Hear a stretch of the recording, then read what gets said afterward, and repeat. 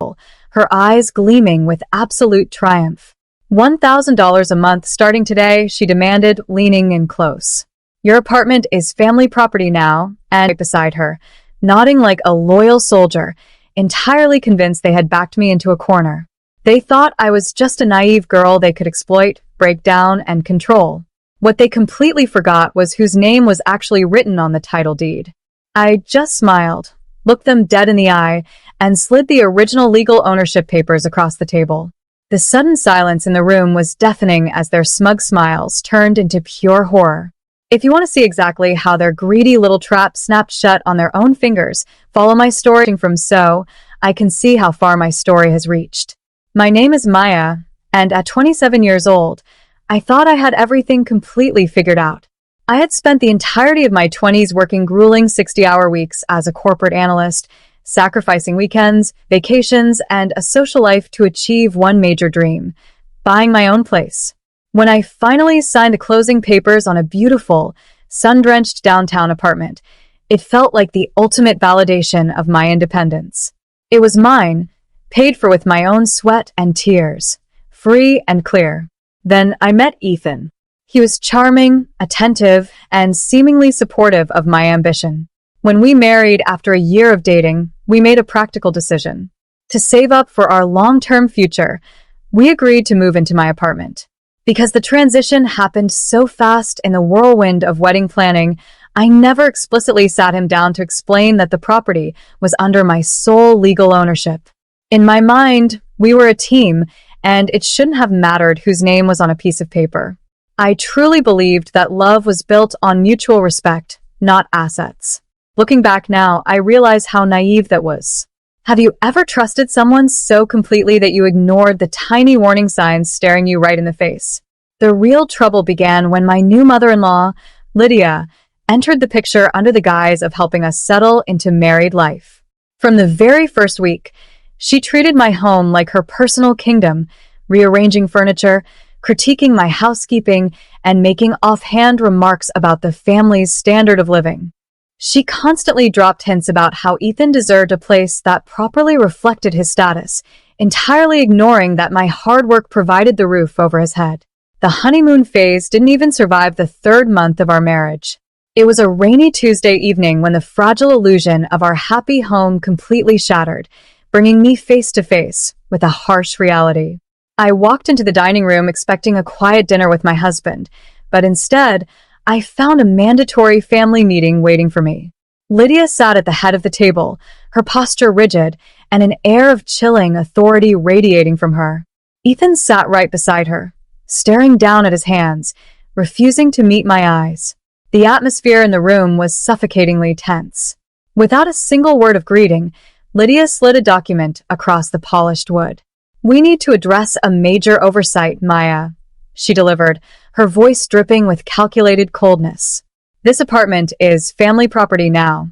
It belongs to the family estate line, and today, your rent is $1,000 a month." I froze, looking from the paper to her smug face, waiting for the punchline of a very bad joke. But nobody was laughing. I turned to Ethan, expecting him to defend me, to remind his mother that this was our home. Instead, he cleared his throat nervously and nodded along with her. "Mom is right, Maya," he said, revealing his deep financial dependence and entitlement. "It's about family unity. We have to look at the bigger picture and support the estate." They genuinely believed they had backed me into an inescapable corner. Instead of panicking or starting a screaming match, I kept my true cards close to my chest. I took a deep breath, forced a pleasant, compliant smile, and decided to play along just to gauge exactly how deep their greed went. For the next 48 hours, I played the role of the quiet, overwhelmed wife perfectly. But beneath my calm exterior, my analytical mind was working at hyperspeed. I knew Lydia's sudden, aggressive demand for exactly $1,000 a month wasn't random. A woman like her doesn't drop all pretense of politeness unless she is backed into a corner herself.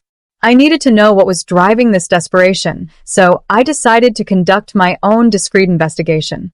The opportunity presented itself on Thursday evening when Ethan went to take a shower, leaving his laptop open and his phone unlocked on the bedside table. My heart pounded against my ribs as I picked it up, feeling a brief pang of guilt that vanished the moment I opened his messages. What I discovered made my blood run absolutely cold. Ethan and his mother hadn't just been overspending, they were drowning. They had accumulated massive, hidden credit card debts, totaling tens of thousands of dollars, solely from trying to maintain a lavish, false lifestyle of designer clothes, fine dining, and luxury car leases they couldn't afford. But the real knife in the back came from an explicit text thread between Ethan and Lydia from just a week ago. Lydia had written, "Don't worry about the minimum payments, honey. Once we force Maya to sign the lease, we can use her apartment as our personal cash cow to pay off our secret debts. She's soft, easily managed, and she loves you too much to ever say no to us." I stare at the screen, my hands shaking as the crushing reality sink in. My marriage wasn't a partnership to them. It was a financial rescue plan. They viewed my hard work as their ultimate safety net. By Friday morning, the pressure from Lydia and Ethan intensified to a fever pitch. Lydia called me 3 times before noon, her voice losing its synthetic sweetness and hardening into a sharp, threatening edge. Ethan cornered me in the kitchen that evening, explicitly stating that if I didn't sign their fabricated lease agreement by the end of the week, they would cause a massive family scandal, lock me out of the home, and make my life a living hell. They expected me to break down, cry, or beg for mercy. Instead, I acted completely unbothered. I packed my work bag, made myself a cup of coffee, and walked out the door with a calm smile that left them utterly baffled. This sudden pattern-breaking shift caught them completely off guard, keeping them guessing about my next move while I quietly executed my counter-strategy. I didn't waste a single second. I drove straight to the office of my real estate attorney, a sharp and brilliant lawyer who had helped me close on the property 2 years prior. Together, we reviewed the fraudulent lease Lydia had drawn up, ensuring my legal protection was completely ironclad. My lawyer confirmed that since the property was purchased entirely before the marriage with my own independent funds, it was classified as non-marital property. We printed out certified copies of the original deed and finalized the trap. I was done being the passive, compliant wife they thought they could manipulate. The stage was set for the final confrontation.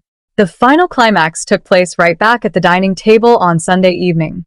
Lydia sat there like a judge delivering a sentence, pushing the fraudulent lease agreement and a pen toward me with an insufferable air of victory. "Sign it, Maya," she demanded, her eyes narrowing. "And we expect the first rent check tonight. No more delays, no more excuses." Ethan stood behind her, crossing his arms, looking down at me with a cold, entitled expression that made me wonder how I had ever loved him. "Just do it, Maya," he added impatiently. "Stop being so difficult and support this family."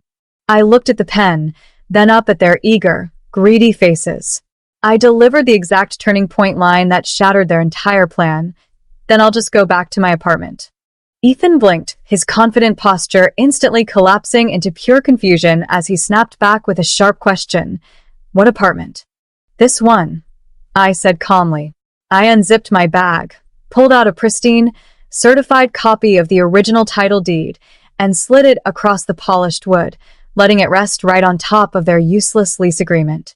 "I bought this property 2 years before I ever met you, Ethan.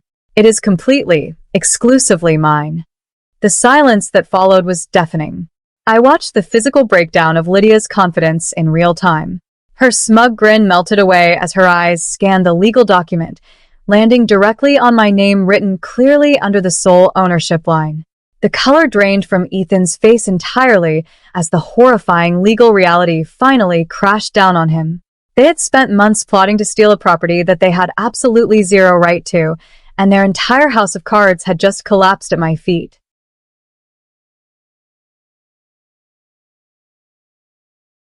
I didn't give them a single moment to recover from the shock. I stood up, looked down at both of them, and delivered my own ironclad ultimatum. "You have exactly 48 hours to pack every single one of your belongings and get out of my property," I said, my voice cutting through the silent room like ice. "If you are not gone by Tuesday evening, My lawyer will file for a formal legal eviction, and I will personally ensure that every single one of your bank creditors, clients, and family members receives a copy of the financial fraud and text messages I found on Ethan's phone. Ethan's eyes widened in sheer panic. He reached out, trying to grab my hand, instantly shifting his tactics to desperate manipulation. "Maya, please, you can't do this," he begged, his voice cracking with synthetic emotion. "We're married. Think about our love. Think about our vows. I only did this because Mom pressured me. We can fix this together." But looking at him now, the spell was completely broken. I realized with absolute clarity that his affection had always been a transactional lie, tied entirely to what he thought he could take from me. I pulled my hand away, completely unmoved by his tears. Lydia sat frozen in her chair, staring blankly at the title deed. Her brilliant leverage was entirely destroyed, her pride was shattered, and her massive debt collection notices were still piling up on her desk with absolutely no way out.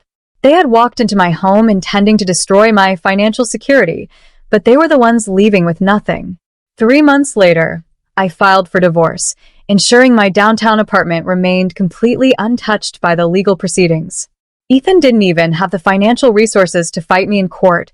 He was forced to pack up his luxury car leases and move back into his mother's crowded house. Together, they are now left to face the crushing reality of their mounting secret debts without my hard work to serve as their personal safety net. As I sit in my quiet, peaceful living room today, looking out at the glittering city skyline, I feel an overwhelming sense of relief. Protecting my legal boundaries and standing up to their greed didn't just save my property. It saved my entire future.